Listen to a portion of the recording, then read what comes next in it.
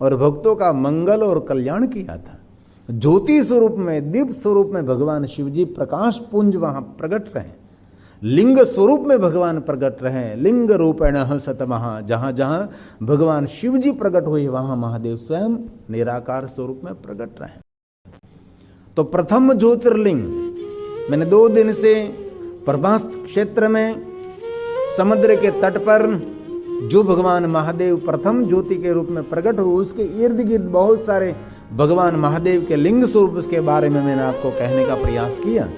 और आज मैं आपको भगवान सोमनाथ महादेव के प्रागट्य की कथा मैं कहने का प्रयास करूंगा। और जो कोई कथा श्रवण करेंगे उनको सोमनाथ महादेव की यात्रा, पूजा, अर्चन, दर्शन का फल मिलेगा। उसकी कामना, उसकी मनोकामना भगवान महादेव जी पूर्ण करेंगे। कथा श्रवण करने से कुछ न कुछ जीवन में कुछ नया होता है। व्यास जी ने बारंबार, भगवान महर्षि वेद व्यास जी ने कहा, भगवान विष्णु ने भी कहा, ब्रह्मा ने भी कहा, सभी देवताओं ने कहा, निरंतर। इसीलिए आप 3 घंटे तक भगवान महादेव की कथा श्रवण करते, उसका कोई न कोई आपको ही पता लगेगा कि ये कुछ हो रहा है जीवन में। कथा कभी कोई फलहीन नहीं होती, कथा हमेशा कोई फलश्रुति। अरे थोड़ी सी पूजा करो, इसमें भी फलश्रुति रहती है, कुछ ना कुछ तो है ही। ये तो ईश्वर का एक साम्राज्य है, हम सबको इसमें श्रद्धा और भरोसा और विश्वास रखना है। इसलिए हमारा प्रथम ज्योतिर्लिंग सोमनाथ महादेव, लेकिन शर्त है सावधान होकर कथा श्रवण करें। भगवान शिव जी के चरणों में मन समर्पित होकर भगवान की कथा सुने। सोमनाथम च तेषां वे, मैं पहले ज्योतिर्लिंग की कथा का प्रारंभ करता हूं। सोमनाथश्च तेषां वे, ये प्रथम ज्योति है, हमारी पहली ज्योति है। प्रथमः परिकीर्तितः तन्माहात्म्यं शृणु मुने, प्रथमं सावधानतः, प्रथमं सावधानतः। सुत पुराण जी ने प्रयाग तीर्थ में कथा का प्रारंभ किया है। महान तपस्वी अत्रि महाराज हुए, रजोगुण, सतोगुण, तमोगुण से जिन्होंने पर जीवन जिया। कभी सतोगुणी नहीं, कभी रजोगुणी नहीं, कभी तमोगुणी नहीं। गुणातीत फरे तन त्यागी, गुणातीत 3 गुणों से जो पर रहते हैं, ये अत्रि महाराज हैं। और उसकी धर्मपत्नी का नाम है अनुसुया जी।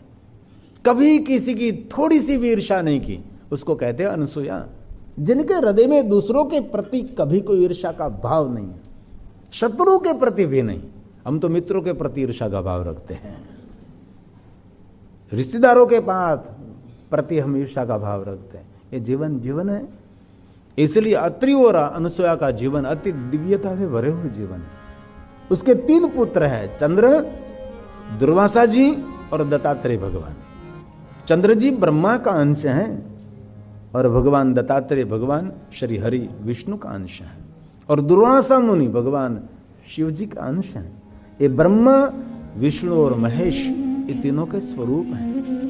क्योंकि कथा श्रीमद् भागवत कथा में भी है कि तीनों देवता अनुसुया की भक्ति और अनुसुया का पतिव्रता धर्म, उसकी परीक्षा करने के लिए गए थे। और भिक्षा देने के लिए मातुश्री अनुसुया जी निकली तो तीनों ने ऐसा कहा, कैसे हम भिक्षा नहीं लेते, हम तो ऐसे भिक्षा लेते हैं जिनके अंग पर कोई वस्त्र नहीं होता, उसकी भिक्षा लेते हैं, हम ऐसे नहीं लेते। और आपको जो नहीं देना है तो हम चले जाएंगे। और कोई पर्णकुटी से भिक्षा लेने बिना कोई जाए तो ये गुरुस्ताश्रम धर्म है, करे तो करे क्या। लेकिन तीनों देवताओं को पता नहीं कि अनुसुया में कितना सामर्थ्य है। हाथ में जल की अंजलि ली और तपस्या का प्रयोग किया और तीनों देवताओं को छोटे छोटे बच्चे बना दिए। माता अनुसुया ने कहा कि आप पता नहीं, आपको भिक्षा नहीं, मैं आपको दूध पिलाऊंगी, मेरे बच्चे बनाऊंगी। ये सामर्थ्य माता अनुसुया में था। बाद में तो बहुत समय निकल गया, लक्ष्मी भी निकली, कहाँ गए हरि दिखाई नहीं दे रहे हैं, ब्रह्मणी भी निकली और पार्वती कैलाश से निकली। सब शंख बजा रहे हैं कि है कहाँ है, फोन कर रहे हैं लेकिन उठा नहीं रहे तीनों। कोई संदेश नहीं, कोई समाचार नहीं, मैसेज नहीं, व्हाट्सएप ग्रुप में से भी निकल गए। तीनों देवियां परेशान हो गए कि है कहाँ, लोक लोक में, तीनों लोक में, इधर उधर, यहां वहां यहां वहां। बाद में तीनों ने निर्णय लिया कि उसका ऐसे नहीं पता लगेगा, हम तीनों नारद जी के पास जाएंगे, क्योंकि नारद जी खबर पत्री सबके खबर रखते हैं। तीनों देवियां नारद जी के पास गई। ऐसी सुंदर कथा मैं तो बहुत कम शब्दों में, अल्प शब्दों में कहने का प्रयास करता हूं कि नारद जी कहाँ गए, ब्रह्मा जी कहाँ गए, श्री हरि कहाँ गए, शंकर जी। नारद जी ने मुस्कुराते हुए कहे भिक्षा लेने के लिए। अभी भिक्षा लेकर नहीं आए, कितना समय बीत गया, तो कि भिक्षा अलग तरीके से मांग रहे हो। बाद में नारद जी ने बताया अत्रि और माता अनसुया का आश्रम में बच्चे बनकर झूल रहे हैं। नारी का सामर्थ्य क्या होता है ये मैं कहना चाहता हूं। नारी को कभी सामान्य मत समझना। मेरे धर्मशास्त्रों की महिमा ये है, हमें कहीं भी नारी शक्ति को सामान्य रूप में नहीं देखा। हम शिवालय में जाते हैं तो हमारा शिव जी नीचे बैठता है और माता पार्वती ऊंचे आसन पर बैठे हैं। मेरा शंकर नंदी पर बैठता है कि माँ भवानी तो सिंह पर बैठती है। ये सामर्थ्य हमारी देवियों का है, ये सामर्थ्य हमारी नारी शक्ति का है, ये महिमा है।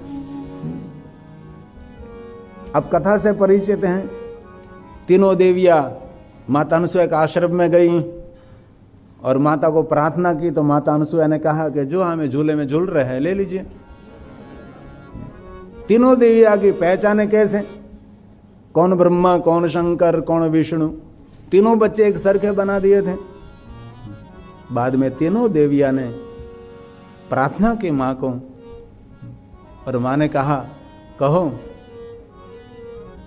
उस तीनों का अंश स्वरूप मेरे ही संतान बनेंगे तो मैं उसको मूल रूप में प्रकट कर सकती हूं।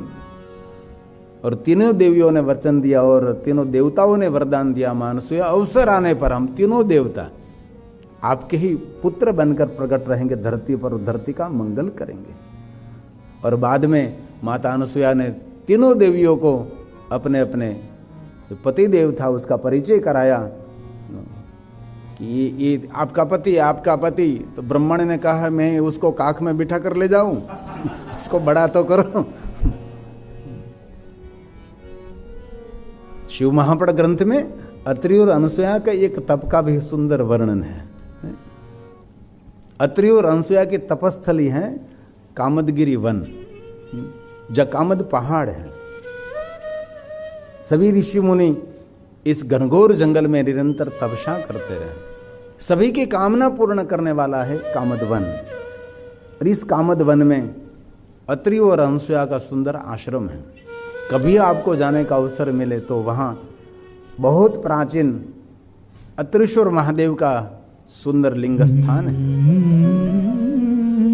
शिव महापुराण ग्रंथ में ऐसे बहुत सारे भगवान महादेव के लिंग स्वरूप हैं, जहाँ अत्रि महाराज ने कठिन तपस्या की, जहाँ माता अनसुया ने पतिव्रता धर्म का पालन किया है। और सभी ऋषियों की कामना पूर्ण करने के लिए भगवान स्वयं महादेव जी वहाँ अत्रीश्वर महादेव के रूप में विराजते हैं।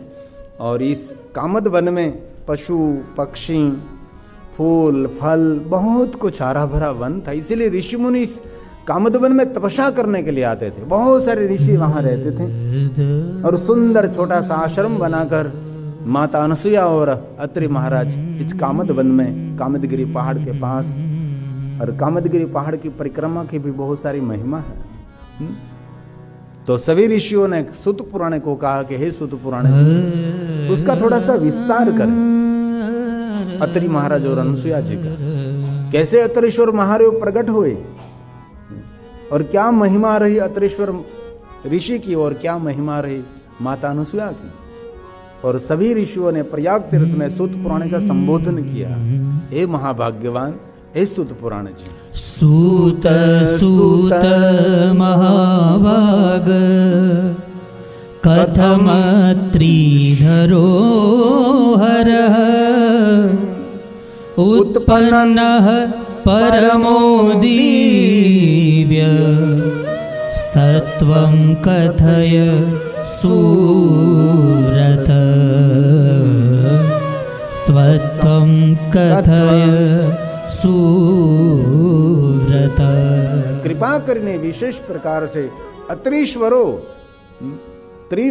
त्रिश्वरो, भगवान अत्रि के नाम से जो भगवान प्रकट हुए अत्रीश्वरो। सुत पुराण ने कहा, हे साधु पुष्ट मुषि श्रेष्ठ, हे श्रेष्ठ महात्मा हो, आप कोई सामान्य ऋषि नहीं है, आप सभी भगवान महादेव के परम भक्त हैं। आपके सभी के भाल में भस्म का त्रिपुंड है और आपके सभी के कंठ में रुद्राक्ष विराजमान, आपके मुख में निरंतर पंचाक्षर मंत्र का नाम गूंज रहा है, इसलिए आप मेरे लिए बहुत आशीर्वाद स्वरूप हैं। कथया में कथा शुभाम, जो मनुष्य मात्र का शुभ और मंगल करने वाले भगवान की कथा है और जीवन के सभी पातकों में से मुक्त करने वाले भगवान की कथा है।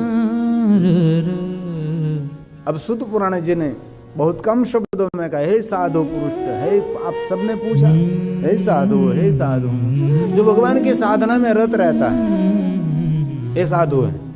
पर पुरुष शरीर हो कि नारी शरीर हो, साधु का कोई शरीर नहीं, साधु एक मानसिक अवस्था होती है, उसको कहते साधु। इसलिए सुत पुराण ने कहा, हे साधु।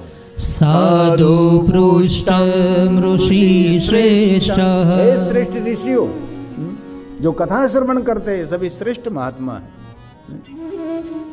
भगवान शिव को समर्पित हैं। मूल में तो शिव ही हैं, कहीं भी जाओ यात्रा करते करते मूल में तो शिव रहेगा। और मैंने बहुत बार कथा में कहा, हमारा भारत का कोई भी तीर्थ ऐसा नहीं जिस तीर्थ में भगवान शिव नहीं है।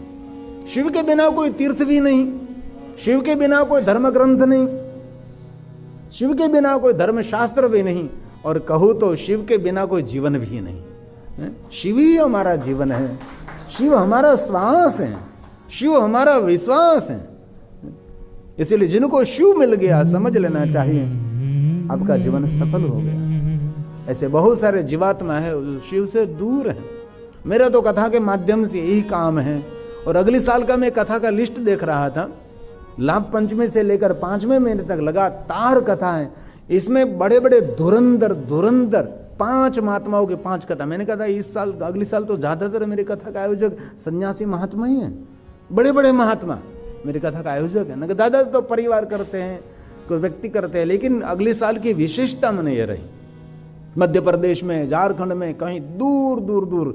और जिसको मैंने कहा, जिस पूरे कथा के लिस्ट में 5 कथा ऐसी हैं जो धुरंधर महात्मा लोग हैं, जो बड़े प्रतिष्ठित महात्मा लोग हैं, वो कथा लेने के लिए आए। और मैं कथा के माध्यम से ज्यादातर भगवान के कथा के आसपास में यात्रा करता रहता हूँ, भगवान शिव के इर्द गिर्द में परिक्रमा करता रहूँ। मैं बहुत दूर नहीं जाता, क्योंकि दूर जाने के बाद कदाच घर नहीं मिला तो। मेरे साथ पहले कन्हू भाई आते थे, तो कन्हू भाई एक बार मोबाइल में बात करते करते निकल गए। उसको पता नहीं रहा कहाँ निकल गए, बाद में पता लगा कि अब मैं कहाँ से आया था। બહુ ગોટલા જોતો ખબર સુરેશભાઈ, એને ક્યાં લેવા ગોતવા ક્યાં હોય, લાય લોકેશન તો ये आवड़े नहीं। इसलिए बहुत दूर जाना बहुत जरूर नहीं है, भगवान शिव के आसपास परिक्रमा करते रहो। साधु पुष्ट, साधु पृष्ठ ऋषि श्रेष्ठ, कथयामि कथां शुभां, यां कथां सततं श्रुत्वा पातकैर्मुच्यते ध्रुवम्। जड़ों में से पातक को उखाड़ कर फेंकने वाला, पातकैर्मुच्यते ध्रुवम्।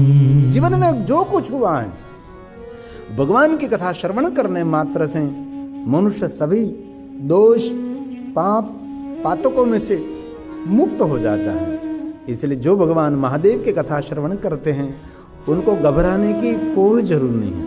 आप शिव जी के चरण में हैं, भगवान महादेव के सानिध्य में आप हैं।